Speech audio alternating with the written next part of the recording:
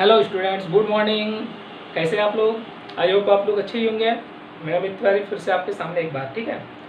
चलिए, कुछ फॉल्ट की वजह से लाइव क्लास नहीं हो पा रहा है, तो हम लोग रिकॉर्डेड क्लास में ही स्टडी कर लें आजकल, ठीक है बाबू।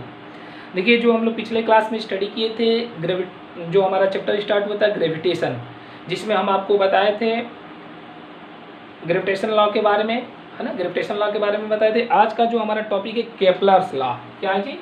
Kepler's law. Kepler's law. देखिए, केपलर्स लॉ क्या है? केपलर्स लॉ, देखो बाबू, केपलर्स लॉ, केपलर ने इस मोशन के दौरान 3 लॉ दिया। केपलर ने मोशन के दौरान 3 लॉ दिया कि पहला लॉ उन्होंने ये बताया, first law Kepler first law जो था, first law Kepler first law को हम लोग कहते हैं लॉ ऑफ ऑर्बिट। क्या बोलते हैं जी? Law of orbit. Kepler first law को हम लोग कहते हैं law of orbit, law of orbit. Kepler second law, second जो लॉ है, सेकेंड लॉ को हम लोग कहते हैं law of time period, law of time period, law of time period. और जो थर्ड लॉ है, केपलर थर्ड लॉ है ना, थर्ड लॉ, इसको कहते हैं सॉरी, इसको सेकेंड लॉ को कहते हैं law of area, law of area. ऐसे कह दीजिए law of area, law of area. और जो थर्ड लॉ है इसको कहते हैं law of time period, law of time period, ठीक है बाबू। ये 3 लॉ, केपलर ने मोशन से रिलेटेड 3 लॉ दिया।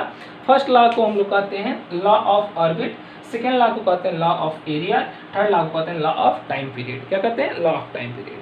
अब देखिए, फर्स्ट लॉ में क्या बताया केपलर ने? फर्स्ट लॉ बताया कि सभी प्लैनेट जो है, सभी प्लैनेट जो सन के अराउंड मोशन करती है, मूव करती है, वो इलिप्टिकल पाथ में करती है। फर्स्ट लॉ में क्या था?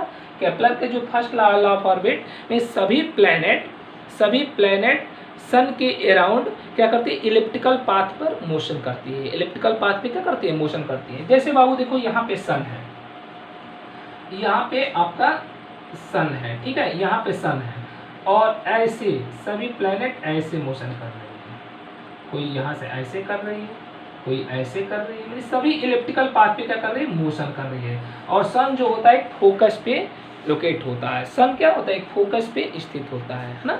सन एक फोकस पे स्थित होता है। ध्यान सुनिएगा। सभी प्लैनेट क्या करते हैं? इलिप्टिकल पाथ पे मोशन करते हैं। सभी प्लैनेट क्या करते हैं? इलिप्टिकल पाथ पे मोशन करते हैं, जबकि सन एक फोकस पे स्थित होता है। जबकि सन क्या होता है? एक फोकस पे स्थित होता है, ठीक है बाबू। ये केपलर फर्स्ट लॉ है। कौन सा है? केपलर फर्स्ट लॉ है, ठीक है। ध्यान देते चलिएगा, आपको कोई भी डाउट होगा तो आप पूछते रहिए, है ना। अब देखिए, जैसे ये इस एक्सिस को हम लोग कहते हैं मेजर एक्सिस, इसको कहते हैं माइनर एक्सिस, है ना। यहाँ पर मान लीजिए सन हो गया, यहाँ पे क्या हो गया? सन हो गया, यहाँ पे आपका सन हो गया। इस एक्सिस को कहते हैं, इसको ए डैश को हम लोग कहते हैं मेजर एक्सिस, और इसको कहते हैं बी डैश को कहते हैं माइनर एक्सिस। मीन्स बड़ा एक्सिस और छोटा एक्सिस, ठीक है बाबू। अब इसका रेडियस, इसका कुछ ना कुछ होगा डायमीटर। मान लेते हैं कि इसको हम लोग 2a से रिप्रेजेंट कर दिए, तो ये वाला a हो जाएगा, ये वाला कितना होगा? a। ये 2b हो जाएगा, तो ये वाला b हो जाएगा, और ये वाला कितना होगा? b। किसी किसी बुक में r से भी रिप्रेजेंट किया गया है, तो उससे आपको कंफ्यूज नहीं होगा, ठीक है बाबू। तो सेकेंड लॉ ये बताया कि जैसे मान ली कोई प्लैनेट यहाँ से यहाँ आने में कुछ ना कुछ टाइम लेगा ना, तो ये एरिया कुछ ना कुछ कवर हो करेगा, ये वाला एरिया कुछ होगा, ये एरिया कुछ होगा। तो सेम टाइम, जितना टाइम में ये एरिया कवर करेगा, उतना ही टाइम में अगले वाला एरिया भी कवर करेगा। मैं सेम टाइम में सेम एरिया कवर करता है। केपलर सेकेंड लॉ ये कहता है कि कोई प्लैनेट सेम टाइम इंटरवल में सेम एरिया कवर करता है, सेम टाइम इंटरवल में सेम एरिया कवर करता है, ठीक है बाबू। फिर से एक बार सुन लीजिए, सेकेंड लॉ क्या कहता है कि सेम टाइम इंटरवल में सेम एरिया कवर करता है, ठीक। थर्ड लॉ जो है law of time period, third law ये है कि जैसे मान लीजिए कि यहाँ से प्लैनेट स्टार्ट किया चलना, और फिर यहीं पर आएगा, तो उसको एक टाइम पीरियड कहेंगे, टाइम पीरियड एक कहेंगे। तो जो थर्ड लॉ होता है, किसी प्लैनेट का टाइम पीरियड का जो स्क्वायर होता है, वो इसके मेजर एक्सिस पूरा 2a हो गया।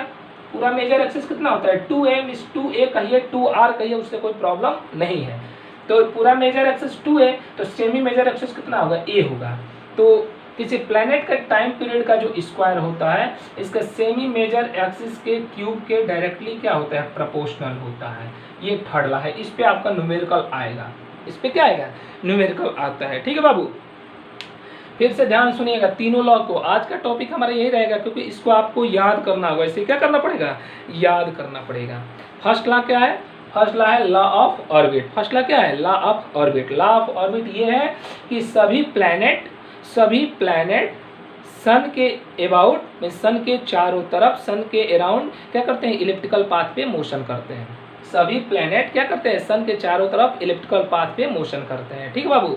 सेकेंड लॉ ये है लॉ ऑफ एरिया। सेकेंड क्या है, लॉ ऑफ एरिया। ये सेकेंड लॉ ये है कि सेम टाइम इंटरवल में सेम एरिया कवर करता है, सेम टाइम इंटरवल में सेम एरिया कवर करता है। थर्ड लॉ को कहते हैं law of time period. Law of time period ये है किसी प्लैनेट का टाइम पीरियड का स्क्वायर, किसी प्लैनेट के टाइम पीरियड का स्क्वायर उसके सेमी मेजर एक्सिस के क्यूब के क्या होता है, डायरेक्टली प्रोपोर्शनल होता है। क्यूब के क्या होता है, डायरेक्टली प्रोपोर्शनल। ये आपके लिए इंपॉर्टेंट है, इस पे न्यूमेरिकल भी आएगा। ठीक है, इस पे आपका न्यूमेरिकल भी आएगा, तो इस पे हम लोग न्यूमेरिकल भी करेंगे, है ना। इस पे हम लोग क्या करेंगे, न्यूमेरिकल भी करेंगे। तो ये हमारा था केप्लर्स लॉ। क्या था जी, केप्लर्स लॉ। तो आप लोग पहले केप्लर्स लॉ को पढ़ लीजिए, उसके बाद हम लोग नया वीडियो बनाएंगे उसमें आगे आपको बताएंगे। ठीक है ना, तो आज के लिए इतना ही रहेगा। धन्यवाद।